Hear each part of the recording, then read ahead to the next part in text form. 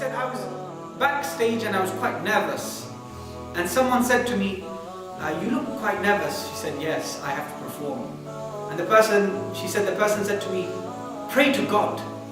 Pray to God and you'll be okay. I said to that person, you keep your God with you. This is a left-hand job for me. I said to that person, you keep your God with you. This is a left-hand job for me. She said, I was a Buddhist. I had lots of gods that I had to believe in. She wasn't even convicted with that. Anyway, she said, I came onto stage and I began to perform. And I was a very fine piano player. And she was very fine because when she came into the university, there was only 200 seats in that university. And there were people from across the world who would apply. And she was one of those 200 who got in. Right? She said, I began to play and I was all fine. She said, we have a particular pause whilst we play the piano, which is for 3 minutes and 33 seconds. 3 minutes and 33 seconds, all threes. She said, I arrived at the pause and I paused. And I paused. And I paused. And I paused. And the 3-3-3 passed. And I was blocked. My hands wouldn't move and my brain wouldn't operate. And what came into my mind was what I said backstage to that man. You keep your God with you. This is a left-hand job for me. She said, that line came into my head.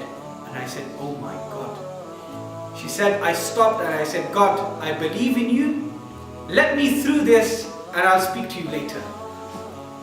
He said, get me through this and I'll speak with you later. She said, soon as that thought came through my brain, my hand moved and my brain began to operate. She said, I finished the concert and my professors and lecturers said to me, you are a fine piano player, what happened to you? And she said, I don't know what happened to me. They said, because of your previous performances, we'll pass you this time. She said, I finished the concert, I went home, I said to my housemate, I said, I'm going back to Taiwan. She said, why on earth are you going back? We've still got the year to finish. She said, I'm going back in search of God. I'm going back looking for God and searching for God. She said, I came back to Taiwan and I said to myself in my heart, I'm going to go to the biggest Buddhist temple. I'm going to go to the biggest Buddhist temple. But I want a woman to come and explain who God is to me. She said, I went to the biggest Buddhist temple, which is always full of tourists, men and women. She said, I went there, I didn't see one woman. She said, I left and I said, I'm going to the church, but I want a woman to explain God to me. She said, I went to the local church, I didn't see a single woman.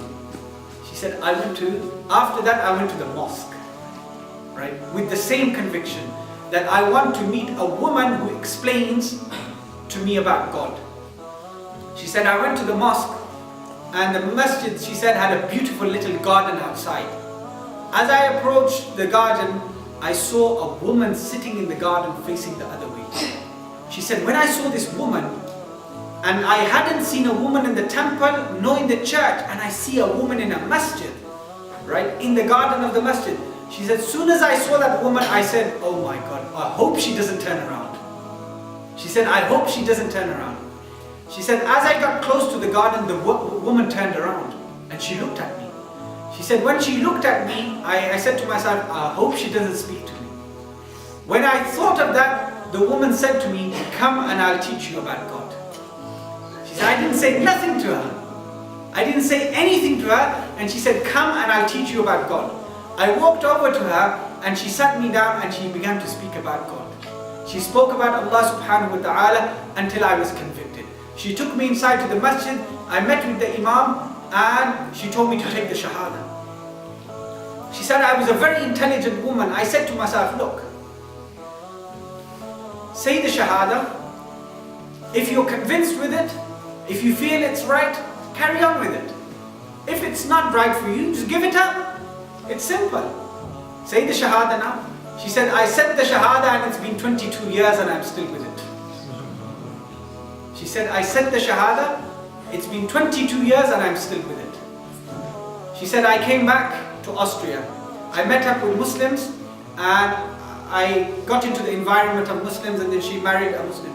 She said, I went back after my degree and my father was expecting a pop star.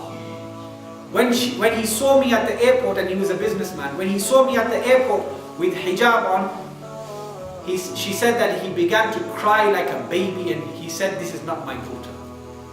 She said, I went home and my father ran his business from home, and I couldn't take off my hijab during the day because of men and women walking through the house all day long. In the evening, when I would take off my hijab, he would say to me, he would be pleased and happy and look at me and say, this is my daughter. He said, in Taiwan, children are extremely obedient to their parents.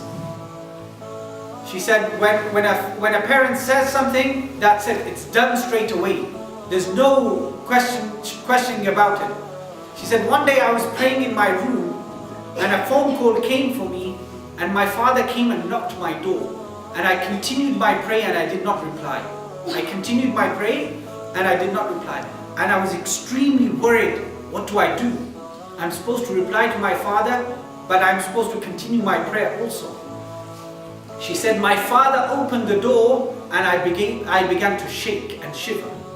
He saw me praying, he closed the door and he said to my friend on the phone, she's busy at the moment, can you call back in 10 minutes? She said, I was relieved. She said, my father said, don't worry about it. When you need to pray, just let me know.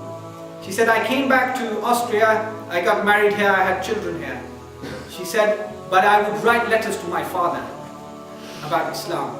And every time I would go to Taiwan, I would speak to him about Islam. She said, 21 years of da'wah, 21 years of calling him to Islam. After 21 years, he became Muslim. She said, I never gave up on him. After 21 years, he became Muslim, and he said to me, she said, he's a very elderly, frail man. He said to me, daughter, don't think I've said this shahada just to please you. Write it down for me and I'm going to repeat this shahada day and night in my house. She said, I left him in Taiwan and I informed the local imam that you are responsible for my father now. I'm going back to